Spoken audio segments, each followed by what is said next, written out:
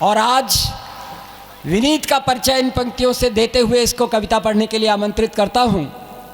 ये न समझो गीत लिखने की मुझे लत पड़ गई है, ये न समझो गीत लिखने की मुझे लत पड़ गई है, या विरह में गुनगुनाने की ही आदत पड़ गई है। मैं लिखूं या गुनगुनाऊं तो ये समझो देश को कवि की ज़रूरत पड़ गई है, देश को कवि की ज़रूरत पड़ गई। हिंदुस्तान में तलवे चाटने के बजाय चंबल के बिहड़ों में बागी पैदा करने वाली मिट्टी को अपने पानी प्रणाम करता हूं।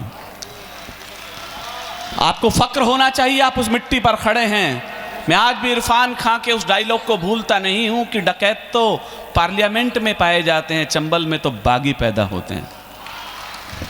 मैं उस बगावत को सलाम करता हूं। कम से कम रीढ़ की हड्डी में कोई तो स्टेनलेस स्टील डाल करके रॉड जी रहा है इस देश के अंदर। आदरणीय प्रेम शंकर जी, 28 तारीख को मैं उपलब्ध नहीं था। संयोग देखिएगा, आपका स्नेह मुझे इस 8 तारीख को खींच लाया। आज भी कम से कम 8-10 कवि सम्मेलन तो इस देश में होंगे, उसके बावजूद मैं यहां क्यों हूं? बस एक लाइन समझ लेना, मुझे पांडाल अनुमति देगा तो मैं अपने 5-10 मिनट अपनी बात कह दूंगा।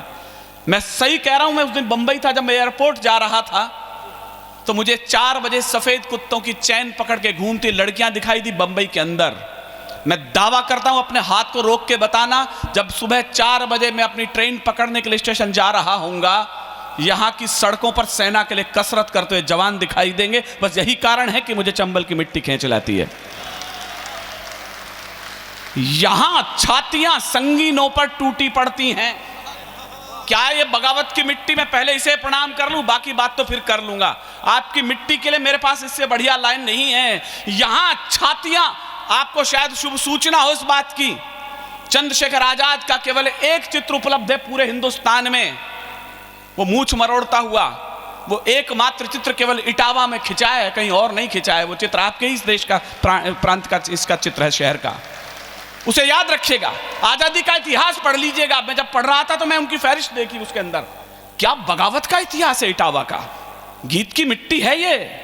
नीरज जी पैदा किए इसने, बलवीर सिंह रंग पैदा किए, शिशुपाल सिंह शिशु पैदा किए।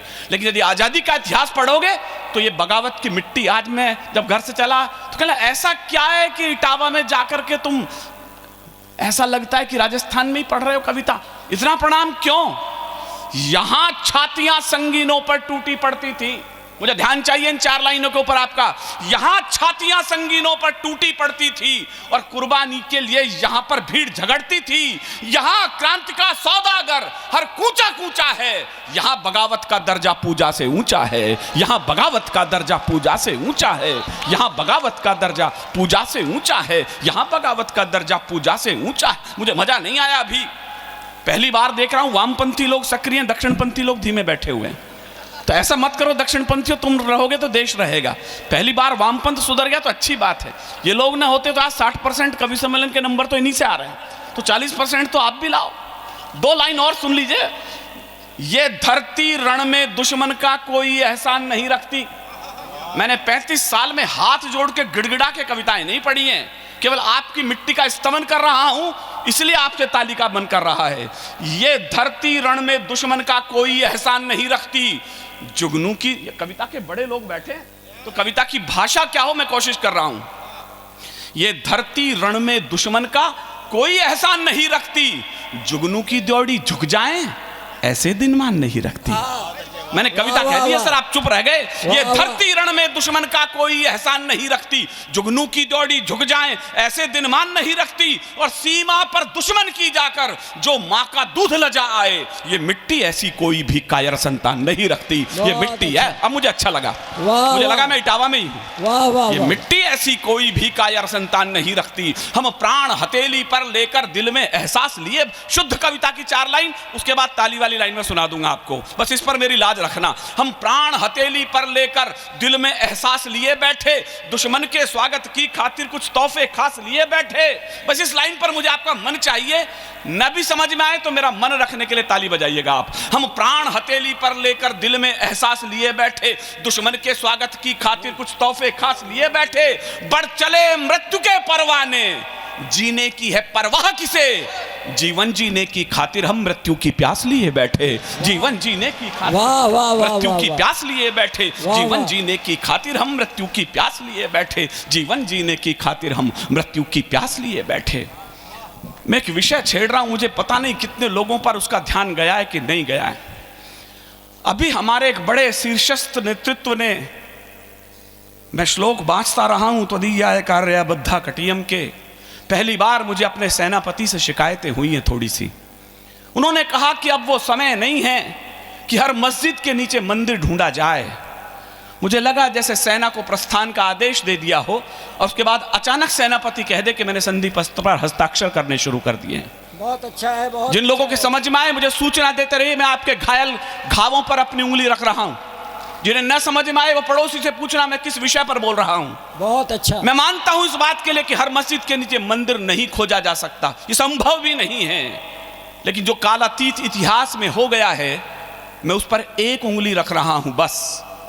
उस पर आपका दर्द खड़ा हो जाए तो अपने सेनापति से विनम्रता पूर्वक कहिएगा कि इस दर्द को तो कम से कम समझ लें। मानता हूं कि हर मस्जिद के नीचे मंदिर नहीं खोजा जा सकता, लेकिन क्या आपने कभी सुना है कि किसी जैन मंदिर को तोड़ करके कोई नया मंदिर बनाया हो? आपने सुना है कोई गुरुद्वारा किसी धर्मस्थल को तोड़ करके बनाया हो? आपने सुना है कि कभी किसी दूसरे धर्मस्थल को तोड़ करके कोई दूसरा धर्मस्थल बनाया गया हो? एक लाइन प्रकाश पटेरिया ने कही है, मेरे गुस्से की सर्वाधिक तालियां इस पर पहुंचे। प्रकाश पटेरिया जी यदि सो रहे हो छतरपुर के अंदर तो उनकी नींद में खलल डाल दीजिएगा, पूरा देश उनकी लाइनों को रेखांकित कर रहा है। मस्जिदें तुमने बनाई मंदिरों को तोड़कर। यह दर्द आपका भी हो तो फिर तालियों में कंजूसी मत करना। मस्जिदें तुमने बनाई मंदिरों को तोड़कर। मस्जिदें क्या बन नहीं सकती थी मंदिर छोड़कर? मुझे तालियों में चिंगारी चाहिए थी इस बार। पहले हम कहते थे पत्थरबाजी केवल कश्मीर में होती है। मुझे लगता है कि अब तो हर किसी छोटे छोटे शहर में छोटा कश्मीर नजर आ रहा है। अभी जो कुछ संभल में हुआ है, मैं उस दृश्य को देखकर आतंकित हूं। यह बात तो हम संभल में सुनते थे, यह बात अलग है। इस देश में बोला गया है कि इस देश में भाईचारा होना चाहिए। जहां खुदा है वहां भगवान है कहा गया है हमसे। मैं खुद कह रहा हूं, जहां खुदा है वहां भगवान है। यह हाथ यहीं रहेगा जब तक ताली नहीं बजेंगी। जहां खुदा है वहां भगवान है, हम भी कह रहे हैं इस बात को, लेकिन कोई मानने को तैयार नहीं है। कुछ गद्दारों ने संभल को फिर लोहूस, मैं भाप निकलती हुई लाइन पढ़ रहा हूं। और याद रखिएगा, मैंने फिर कहा है, विनीत चौहान किसी वीर रस के कवि का नाम नहीं है, मैं बगावत का कवि हूं। मैं एक भी बागी इस भीड़ में तैयार कर दूं तो मेरा कहना सार्थक है, आपका सुनना सार्थक है। कुछ गद्दारों ने संभल को फिर लोहू से नहलाया, कुछ एहसान फरामोशों ने अपना चेहरा दिखलाया। अगली लाइन कठेरिया जी चले गए, मैं उनसे कहना चाहता था कि जरा दिल्ली को सूचना देना। एक कवि ये बात कहने की सूचना दे रहा है आपको। कुछ गद्दारों ने संभल को फिर, मैं मंच का भी ध्यान चाहता हूं, इस लाइन पर मुझे तय कर देंगे मुझे अगली कविता कौन सी पढ़नी है। कुछ गद्दारों ने संभल को फिर लोहू से नहलाया, कुछ एहसान फरामोशों ने अपना चेहरा दिखलाया। दिल्ली वालों संभल भी, मुझे एक एक हाथ हवा में चाहिए इस बार, दिल्ली वालों संभल भी जलती तस्वीर न हो जाए, ये संभल अपना भी दूजा कश्मीर न हो जाए। ये संभल फिर अपना भी दूजा कश्मीर न हो जाए, ये संभल फिर अपना भी दूजा कश्मीर न हो जाए। मेरा छोटा भाई कमलेश जिस विषय को छू कर गया वो मेडिसिन का कवि है, मैं सर्जरी का कवि हूं। बस इतना सा ही अंतर है। वो प्यारा सा गीतकार है, बड़ा धीरे से बात करता है, भैया ऐसे कर लो, तेरा फूल है, हम उसमें नहीं है। जो तो कू कांटा बोए वाए बोए तो फूल, वो कमलेश शर्मा है, मैं इसमें नहीं हूं। जो तोकू कांटा बोए वाए बोए तू भाला, वो भी साला क्या जानेगा पड़ा किसी से पाला। मैं इसका अनुवाद है। मैं वर्ल्ड के दुनिया के सबसे एहसान फरामोश देश बांग्लादेश पर एक ताजा कविता पढ़ना चाहता हूं। आप अनुमति दे तो मैं अपनी कविता शुरू करता हूं। अंबरदा, मैं बचपन में, हम दो भाई हैं, मेरी माँ जब हम शाम को खेलते थे, और ये सच्ची घटना हो सकती है, आप में से भी कई अनेक बुजुर्ग यहां बैठे होंगे, प्रेम शंकर जी आप इस बात की गवाही देंगे सर, जो मैं बोल रहा हूं ऐसा हमने किया है। शाम को मेरी माँ हमारी 4-5 रोटी बनाती थी, कहना जब खेल के आओ तो इस खाने को खा लेना। मैं सच कह रहा हूं, जब हम वापस आते थे तो हमारे उसमें कटोर दान में केवल 2 रोटियां मिलती थी। मैंने माँ से पूछा बाकी 3-4 रोटियां कहाँ चली गई? कहने बेटा वो बांग्लादेश के शरणार्थी आए थे, वो रोटियां हमने उनको खिला दी। अपने हिस्से की रोटियां हमने जिनको खिलाई हैं, जिनके निर्माण में भारतीय सेना का खून लगा हुआ है, मैं उस एहसान फरोश कंट्री के खिलाफ कुछ बोल रहा हूं। अजीब बात है, इस देश के अंदर ढाका यूनिवर्सिटीज के अंदर लड़के केवल इसलिए फेंक दिए गए थे कि वो इस मुल्क के रहने वाले थे। हमारी बहनों के मुंह पर पट्टियां बांध के हाथ पीछे बांध दिए गए और हमारी दिल्ली सरकार चुपचाप देखती रही। मैं आपसे भी सवाल कर रहा हूं, अचरज है जिनकी रोटी पर हम लोगों के नाम मिले। मैं पहली लाइन पर आपका ध्यान चाहता हूं, कविता वहीं पूरी हो जाएगी, वरना मुझे यही कविता छोड़नी पड़ेगी। अचरज है जिनकी रोटी पर हम लोगों के नाम मिले, उनकी पूरी पीढ़ी में ही सारे नमक हराम मिले। आप लोग भी साथ दीजिए, देश में आप भी हमारे साथ हैं, वरना वही बात है, अगला नंबर आपका है। मैं फिर कह रहा हूं इस बात को, अचरज है जिनकी रोटी पर, मुझे हौसला देंगे तो मैं कविता पूरी कर रहा हूं। अचरज है जिनकी रोटी पर हम लोगों के नाम मिले, उनकी पूरी पीढ़ी में ही सारे नमक हराम मिले। जिनके पुरखे आज तलक भी भारत में शरणागत हैं, उन लोगों की आस्तीन के सांपों जैसी हालत है। उन लोगों के आस्तीन के, जिनकी आजादी भारत की सेना की कुर्बानी है, जिनकी आजादी भारत की, मुझे बल दीजिए मैं कविता शुरू कर चुका हूं, जिनकी आजादी भारत की सेना की कुर्बानी है, उन कायर लोगों ने भेजी कैसी क्रूर निशानी है। अपनी रक्तिम आंखों से मैं जलता बंगला देख रहा हूं, आस्तीन में काले विषधर निज दिन पलते देख रहा हूं। गिनती पूरी कौन करेगा इन पागल शिशुपालों की, कौन शीश बढ़कर काटेगा शकनी वाली चालों की, कौन शीश बढ़कर काटेगा शकनी वाली चालों की।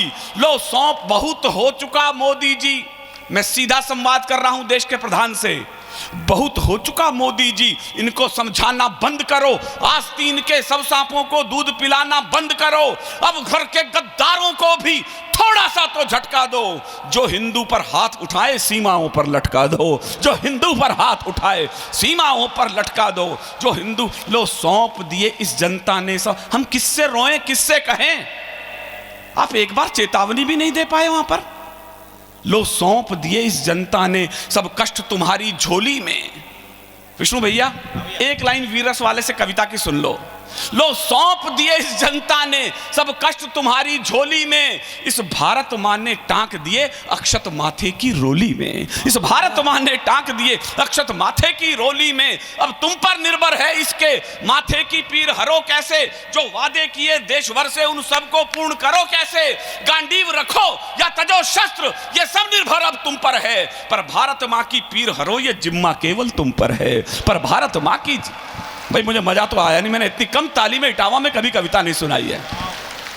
उठ करके बाहों में भर लो, मुझे सर्वाधिक ताली चाहिए, मैं पूरी ऊर्जा से पढ़ रहा हूं। उठ करके बाहों में भर लो, सारा आकाश तुम्हारा है, हर बांग्लादेशी से कह दो वो हिंदू अंश हमारा है, हर बांग्लादेशी से कह दो वो हिंदू अंश हमारा है, हर बांग्लादेशी से कह दो। हमारे पुलिस के जवान यहां बैठे हैं, मैं जब जब इन्हें देखता हूं भावुकता से भर जाता हूं। हमारे हास के बहुत सारे कवि इन पर टिप्पणियां करते हैं, और मैं हर बार कहता हूं हमारे घरों की होली और दिवालियां सिर्फ इसलिए मनती रही हैं क्योंकि इन्होंने अपने बच्चों के चेहरे पर लगा हुआ गुलाल कभी देखा ही नहीं होता है। आप इन पर हंसते हुए तालियां बजाते हैं, मैं इनके समर्पण पर ताली बजवाना चाहता हूं आपकी। माफ कीजिएगा मेरी आवाज शायद उस कोठी तक जा रही होगी। यहीं वो हेलीपैड है ना आपके पास, जहां राजनीति के बड़े लोगों ने इस वर्दी से अपने पैर के फीते बंधवा लिए जूतों के। और अगली बात पर आपकी तालियां, जो लोग कहते सत्ता बदलने से कुछ नहीं होता, मुझे अब आपकी भरपूर तालियां चाहिए। और यही वो प्रांत है ना जिसने अच्छे अच्छे माफियाओं के माथे पर गोलियों के निशान अंकित कर दिए हैं। हमने वर्दी के पैरों में सख्त बेड़ियां डाली थी। मैं इनके समर्थन में 4 लाइन पढ़ रहा हूं बस, इन्हें यह ना लगे हम पूरी रात ठंड में बैठे केवल सुरक्षाओं के लिए थे। इन्हें लगे तुम इसी किसानों के बेटे हो जो आसपास के सीमाओं पर खड़े कर दिए गए, हमारे पास लगा दिए गए हैं। इनका उत्साहवर्धन कीजिए इस ठंड के अंदर। न होली ही मनाते हैं न दिवाली मनाते हैं, ये अपने फर्ज को हर हाल में पूरा निभाते हैं। मेरी हिम्मत को दाद देना, मैं कहां बोल रहा हूं। मेरी आवाज पहुंच तो रही होगी, आपकी तालियां भी पहुंच जाए तो मुझे अच्छा लगेगा। न होली ही मनाते हैं न दिवाली मनाते हैं, ये अपने फर्ज को हर हाल में पूरा निभाते हैं। और सिफारिश तुम तो टेलीफोन पे गुंडों की करते थे, मगर ये फर्ज की कीमत लहू देकर चुकाते हैं, मगर ये फर्ज की कीमत लहू देकर चुकाते हैं। अजीब देश है ये। 107 IPS ऑफिसरों को जेल के सीखचों में सड़ाने वाली राजनीति यदि सत्ता के गलियारों से सोचती है कि हम वर्दी के लिए समर्थन कर रहे हैं तो माफ कीजिएगा आप, हमारा एक भी जवान आतंकवादियों की तरफ बढ़ता भरता पुलिस का तो जीन्स के ऊपर कुर्ते डाल के लोग मोमबत्तियां लेके आ जाते थे, इन्हें मारो मत, ये आतंकवादी नहीं है, फूफा जी ये नाश्ता करने आए हुए हैं। हमने वर्दी के पैरों में सख्त बेड़ियां डाली थी। हिम्मत देना, मैं आज की शाम केवल 4 लाइन कह के विदा हो रहा हूं क्योंकि आज बहुत छोटा काव्य पाठ मुझे करना है। हमने वर्दी के पैरों में सख्त बेड़ियां डाली थी और भेड़ियों को शायद कुछ खुली छूट दे डाली थी। सब मानव अधिकार कातिलों के हित में तन जाते हैं, इसीलिए तो रोज भेड़िए छाती पर तन जाते हैं। जिस दिन गोली का उत्तर हम गोली से दे पाएंगे उस दिन आतंकी क्या इनके बाप ठीक हो जाएंगे, उस दिन आतंकी क्या इनके बाप ठीक हो जाएंगे। हमने आतंकी पाले। अजीब देश है। भैया ने जिक्र किया, सुरेश भैया ने, एक आतंकवादी को बंबई में फांसी लटकाते समय 232 बुद्धिजीवियों ने साइन किए। माफ करना, वो हमारे और तुम्हारी तरह बहुत छोटे लोग नहीं थे, वो बड़े फिल्मकार थे, बड़े डॉक्टर थे, बड़े PhD होल्डर थे। किसी आतंकवादी के समर्थन में रात को 2:30 बजे सुप्रीम कोर्ट खुला हो, यह हिंदुस्तान की सबसे शर्मनाक घटना हुई है हिंदुस्तान के अंदर। और माफ करना, वो छोटे लोगों के कारण नहीं था, 250 लोगों ने साइन किए, इसे फांसी मत लटकाओ, इसके बच्चे छोटे हैं। इटावा वालों, मुझे आपकी भरपूर तालियां चाहिए मेरे इस वाक्य के ऊपर। मैं निकम्मों से पूछना चाहता हूं, 232 बुद्धिजीवियों से, क्या वो 9 साल की बेटी छोटी नहीं थी कर्नल रॉय की, जो अपने पिता की चिता को सैल्यूट करते हुए भारत माता की जय का उद्घोष कर रही थी? इन्हें शर्म नहीं आती, किसके समर्थन में खड़े हो जाते हैं। आतंकवादियों के बच्चे बच्चे हैं, पुलिस और सेना के बच्चे बच्चे नहीं हैं। हमने आतंकी पाले। जेलों में परसी बिरयानी, हर सैनिक की विधवा रोई, आंखों में आया पानी। 20 खून करके भी वो सब क्षमादान पा जाते हैं और शहीदों की कुर्बानी पर मातम छा जाते हैं। उठो, नया कानून मांग लो। अब केवल वो ताली बजाएंगे जो मेरे से कानून से सहमत हो। नहीं सहमत हो, अब चुप रहिएगा। मैं हिंदुस्तान में अकेला भी गाने वाला बचा, इस कानून को तो मैं अकेला गाऊंगा। मुझे विदा करना, मैं 4 दिन से सोया नहीं हूं अभी। मैं 1 दिन और आपकी तालियों की गूंज में सोना नहीं चाहता। बस मुझे इतना कोलाहल देना कि मैं जब अलवर तक पहुंचूं उस नशे में रहूं कि बगावत अभी चंबल के बीहड़ों में बाकी थी। उठो, नया कानून मांग लो। संसद की दीवारों से हत्यारों को क्षमादान अब नहीं मिले दरबारों से, इनको सीधा फांसी टाके। वीर शहीदों की माएं या सीने पर गोली मारे बस सैनिक की विधवाएं। उठो, नया कानून।